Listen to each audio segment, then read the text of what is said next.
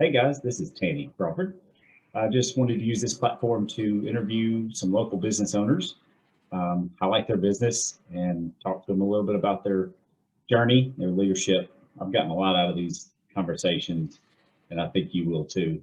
If you like it, comment in the section below, and then if you've got somebody else that I could highlight, let me know. Let's do it.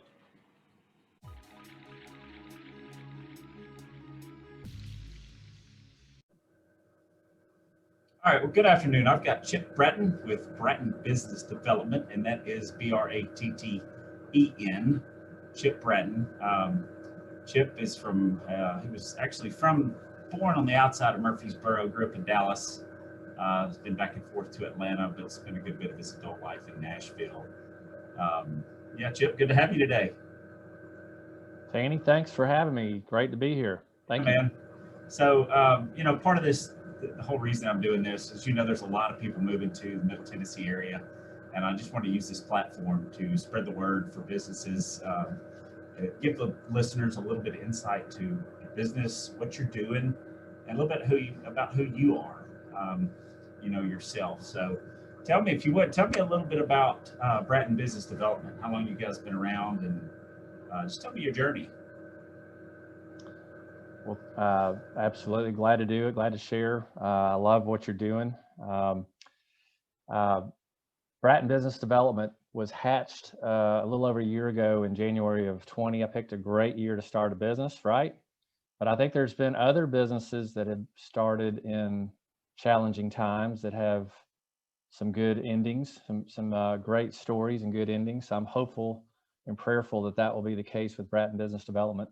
But before last year, just a little bit of background, I spent 30 plus years in the design and construction industry, mostly in sales, business development, and management roles.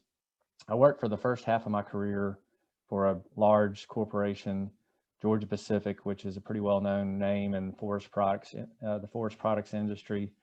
And I was in the building products division in sales and then later management. Loved that business, but had an opportunity to make a change 15 plus years ago, and get out of the supply side of construction and get into more of the steel and concrete, the commercial industry, commercial design construction industry, and not in supply, but in selling professional services. So I was hired by Doster Construction, which is a Birmingham, mid-sized, privately held, Birmingham-based commercial contractor. And I worked for them for several years, helping as a director of business development in their Nashville office. I went from there I was recruited by J.E. Dunn, which is one of the top 10 general contractors in America. They're huge. They're based in Kansas City. Definitely more familiar name if you know the construction industry. And I worked for them for a couple of years. That was during the Great Recession, and we were all hoping that thing was going to be shorter lived than it was. But it took its toll on the industry. Went from there to work for an owner, a healthcare company, a hospital company. I was helping them, not in design construction, but helping them grow their chain of hospitals as a business developer or VP of development. And then I went from there back to the design world with the architectural firm TM Partners. So I've been on every side of the table prior to having my own company: supply side, contractor side, owner side, and then designer side. It's given me a lot of great perspective. I finished in the fall of 19 with TMP, had a great 5-year run there, and I was trying to determine what to do next. I was helping my wife with her business, but I had a dream to have my own business that was still involved with design, construction, business development. And so over the holidays of 19 into the new year, in business development, I formed the business in January of 20. After having that, I gave you the background of where I'd come from. I'd always helped others build their businesses. I wanted to build something of my own, and in the process, still help others build their businesses. And so I'm a sole proprietor. I'm an independent contractor, a 1099. I'm a contract employee. And what the main mission of my firm is to help firms in the design construction industry that need help with business development, strategy, and implementation. I'm their guy, and I do it on a monthly retainer basis. I work for non-competing design and construction firms. I've got one mechanical, electrical, engineering firm. I won't represent another. I've got one civil engineering firm I will not represent, but one at a time. I also have an architectural firm that I represent, and I represent each of these. I sign a one-year contract. I charge them a monthly retainer based on the number of hours I work for them per month. And so it's a one-year agreement. It's not just by the project. And because it takes, in business development, it's like farming. You have to plant the seed, and it takes a while for the sprout to come out of the ground.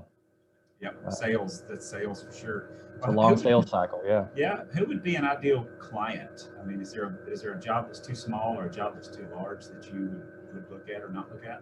Well, as far as my clients, I want a firm that's got a steady a desire to grow, a desire to have help with their strategy and their implementation of business development and marketing strategies, and just getting out and doing it, being in front of their clients.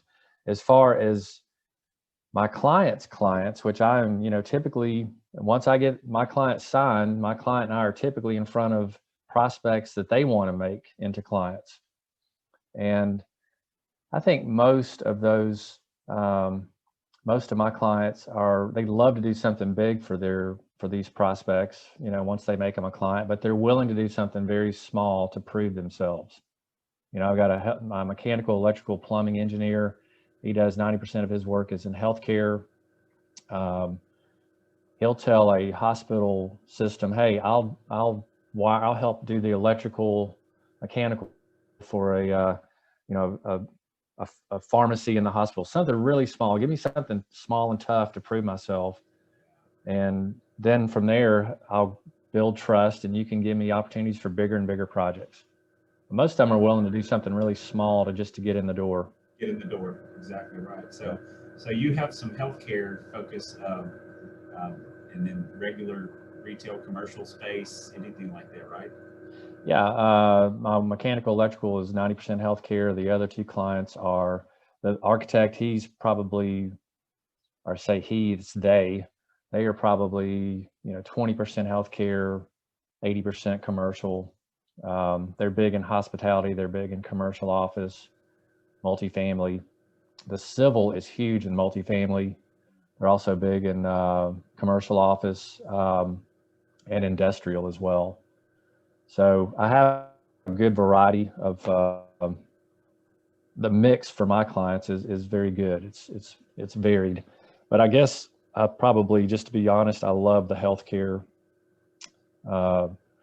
world, and I have a great network in the healthcare world across the Eastern U.S., really the Southeast primarily, with certainly the Nashville healthcare companies and their design construction departments, but also hospital systems and medical real estate developers across the Southeast.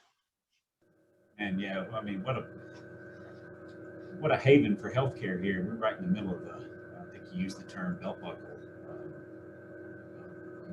Yeah, the belt buckle here, the epicenter, the Silicon Valley of for-profit healthcare, the capital of investor-owned healthcare of the world is here in Nashville, with HCA being the mothership and all these hundreds and hundreds of companies that have been created as a result.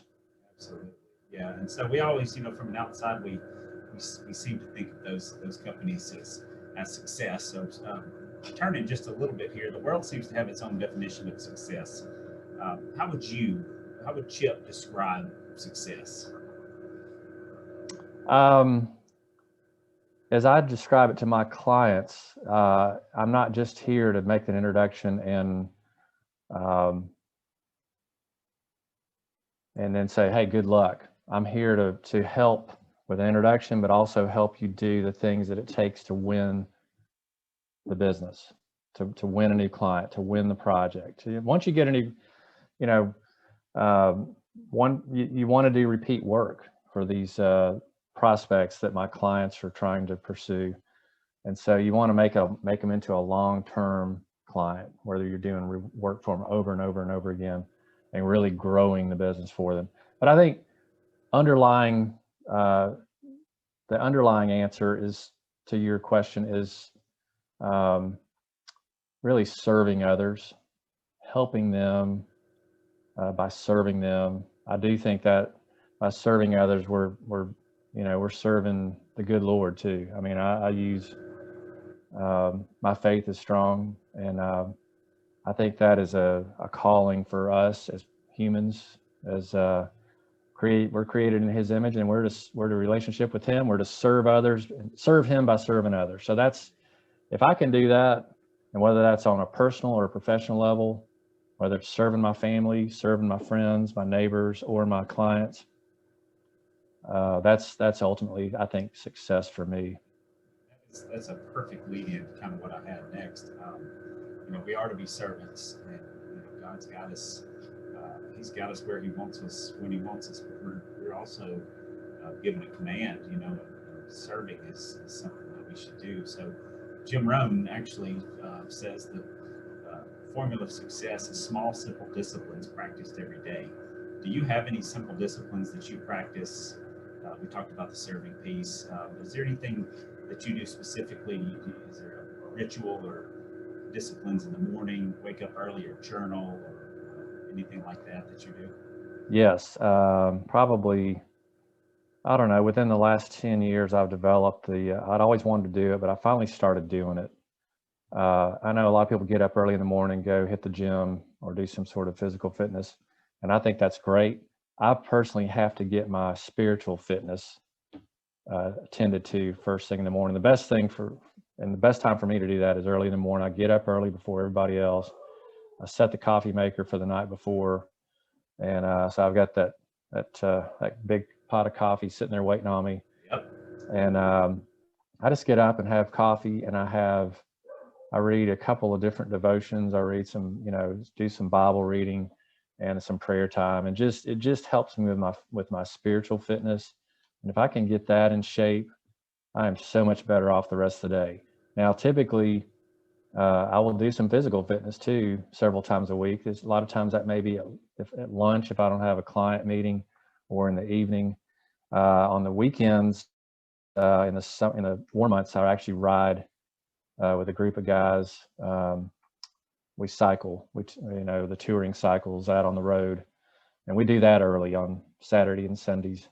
So I'm getting the physical fitness in too, but spiritual first. Yeah, that's a daily thing. That's what I'm hearing is intentionality and self-discipline right there. It's become more, but it's become something I really look forward to. I mean, it's not a drudgery. It's not oh God, I got to get up and go do that. I think at first it might have been, but it's become something I really look forward to, and I'm just so grateful for that. And then beyond that, I'm typically, if I'm not with clients or with their prospects or traveling, I mean, I'm in the office, hopefully by 8, and I am, or maybe sometimes earlier, and I am attacking my to-do list, and I've got these different clients, and I keep a running track of what's priorities for each every day. And that's going to involve texting and phone calls and emails. And a lot of times my work in the office is setting up the meetings for later. Where I'm the happiest, though, professionally, is when I'm with my client and we are in front of a prospective client of theirs. That's where I shine. That's where I think I really bring value, because a lot of these clients, these engineers and architects, they're not necessarily extroverts. And they like for somebody like me to be with them and kind of lead the discussion and, meet somebody brand new and learn about them and start to build the relationship. And that's ultimately what I want to be doing as much as I can with my clients, is being in front of a prospect for them to help them grow their business. Oh yeah, it sounds like you've kind of found your zone, found your gifts, and you're working inside your gifts there. Yes. And you, of course, I think we're kind of kindred spirits. There's something that, you and I don't know each other very well, but just through some mutual friends, Chip and I got connected. But I think we both have an entrepreneurial spirit, and there's just something that us guys share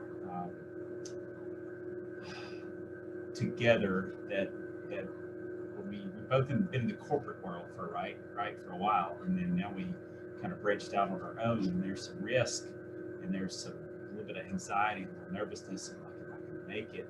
But when you get in front of those clients, and that's where you're happiest, that's where your inner voice says, okay, yep, this is where I'm supposed to be.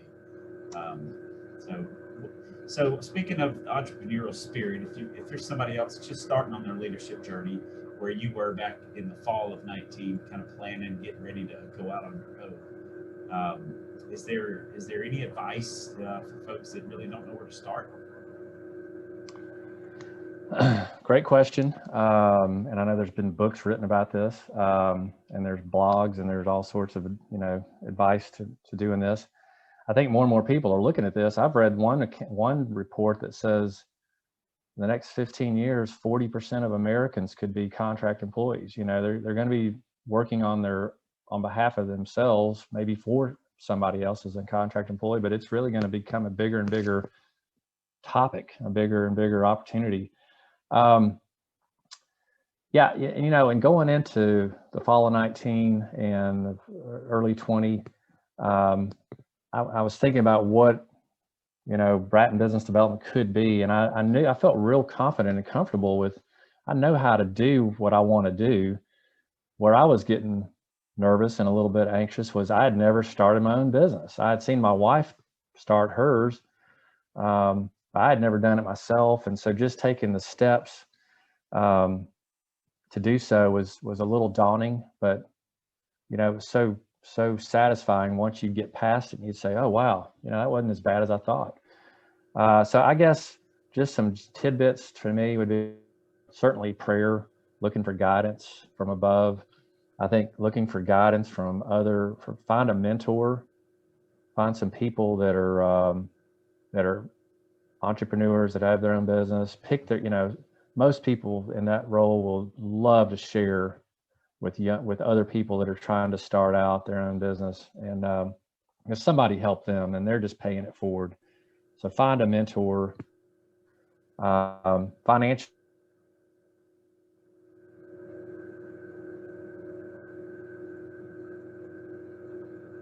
you've got to plan for it. Hello, are you there? Yep. Can you hear me? I'm sorry. Yep. I know we've got some. Yeah, that's okay. So financially, I mean, we thankfully we've been good financial stewards, my wife and I. I had enough money set aside where I could, start my business and really not bring home anything for a year. Yeah. And you just got to plan in that regard too. And I didn't go borrow money, nothing against that, with my banker friends, but that's just how I chose to be. And then just get out and do it. Just take one step at a time, one day at a time, set your goal of what you want to do for the day and go out and do it. And looking back, I've only been in business a little over a year, and it's been very gratifying, satisfying. I can tell you during April of last year when we were all shut down, I was like, what have I done? Lord, where are you taking me here? But he provides. I don't know if the biggest hurdle there is if you're married, you've got that period of time where you're getting something started, and it's just not, it won't bring in anything for 1 month, 2 months, 6 months, maybe a year. And so you have to try to get over that hurdle, and that's a difficult hurdle for a lot of couples, especially if you don't have some money set aside to do that.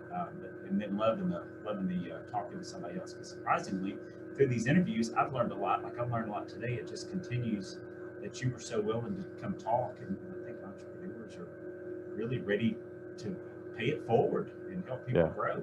So, all right, kind of wrapping up just a little bit. Here's a couple rapid fire questions. Hey, I wanted to say one thing before you jump into that. Yeah. My wife, I got to give her a lot of credit. She had her own business, not one, but two businesses. And she was so supportive. So, definitely communicate. If you're married, communicate with your spouse. Make sure you're on the same page. Kristen, my wife, was so supportive. And there were those months where I got the one client, and I was about to sign two more, and the pandemic hit and everything shut down. And, some wives and or spouses would have panicked. Mine was just rock solid and very supportive. So I'm blessed in that regard, but definitely communicate with your spouse about what you want to do and make sure y'all are on the same page, because it's ultimately, this is benefiting not only your clients, but your family, right? Oh yeah. And there are mine in particular. I've read a lot that wives do want that security. They want some financial security, and there is security with a corporate position. There's security with employment, right? Regular paycheck every couple of weeks, 401k insurance, all that good stuff. So great point, Chip. Thank you for bringing that out. Yeah. All right, rapid fire. Here we go, real quick. What's the best piece of advice you've ever been given?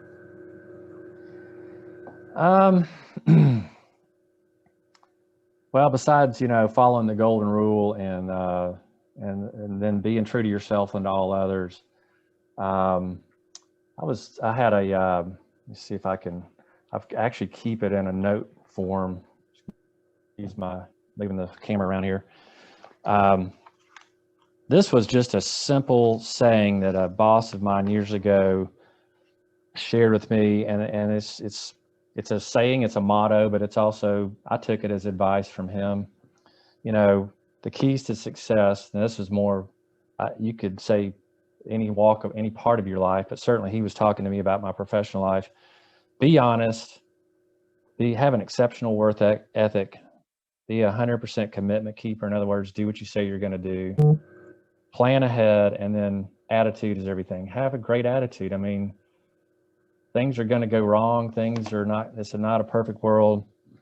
Have a great attitude about whatever comes your way. Make lemonade out of lemons. I'm the king of cliches, according to my wife. So I'm the same way. That's just another, to me, it just keep hearing this intentionality piece, because, I think we're naturally, a lot of us are, I am naturally designed to kind of go to the negative side of things, and to keep that positive attitude, those positive thoughts. Listen, there are days when I'm pretty negative. There are days when I'm negative. I have to work on that. I mean, I'm an optimist by nature, but there are days when it's tough that you just kind of, and you start worrying, and you can't stay there. You got to pull yourself back out physically and mentally. So, all right, what skill or talent do you wish you had that you don't currently have, or one that you would like to develop further? A skill or a talent? I tell you, I work with all these great engineering minds and all these these creative minds, and I've got I know people that have more creativity in their pinky than I have in my whole being. So I'm not the most creative, or I certainly don't have an engineering mind. I can't remember what's left brain or right brain, but whatever engineering or creativity, I don't have that mind. Okay. So I love the industry I'm in. I'm always an admirer of people who are great doers, sellers. If you can find somebody that's great at selling architectural or construction services, and then they can go and design the project and or manage the project, and they have the engineering mind or the design creativity mind to create it, I marvel at those people. I am the definite pure business development person. I'm not. So that is something that I wished I, was a little more well-rounded in that regard. I know for a fact I could have become a good project manager, because I'm pretty detailed for a business development person, honestly. But the creative mind, creating this beautiful building, the image of this beautiful building, that's just something I never was given. But I do have other gifts that make up for that, right? Yeah, I think physiologically, man, I think those two things are on the opposite side. So, but it is developable, if that's the word. And you can That's develop that further, right? Because sometimes you're just gifted with creativity, and I'm kind of that. I'm the opposite. I can create. I can see the vision. Man, I have to work on the details, and I have to work on following step by step because I'm ready to skip steps 2, 3, 4, 5, and just take it all the way to step 6 and finish the project. So yeah, that's pretty good. my wife. She has another business now, but previously she had an interior design business, residential, and I'm really amazed when I used to see her work, and she could see things that I just couldn't see. And we're in the middle right now of renovating our house, and she described to me things that she wanted to do with the kitchen. And luckily, this is not major structural or additions. These are, big additions. This was just heavy duty facelift of our house, but she could see it. I couldn't. But as the work as I've gone over to the house and checked on it, we're in temporary quarters right now. I'm like, oh, that's what she meant.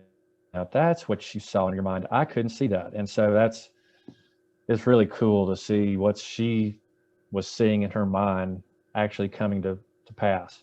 That's awesome. That is incredible. It's just gift, It's a gift. It's a gift. It's a gift from God, right? Some of us get them, some of us don't. All right. So, what about favorite vacation spots you guys have ever been to? It's my last rapid fire. Well, we're beach people and mountain people. We love going to our family's place down at Dauphin Island, Alabama, which is near Gulf Shores, and just hanging out on the Gulf Coast. And we go over the bridge to the island, and we get oh gosh, what's the word where you don't want to do anything. We just sit there on the beach and veg out. Yep. And we've been to other beaches around the world. We love beaches. We love the mountains too, though, and we've skied a lot out west. We loved Jackson Hole because such a great town, and then we got to snowmobile in Yellowstone one day. And then we love Telluride, Colorado, because that's the first place we took our kids when they were younger skiing. We also went to Banff and Jasper up in Alberta in Canada this was a summer trip a few years ago with our family, with our kids.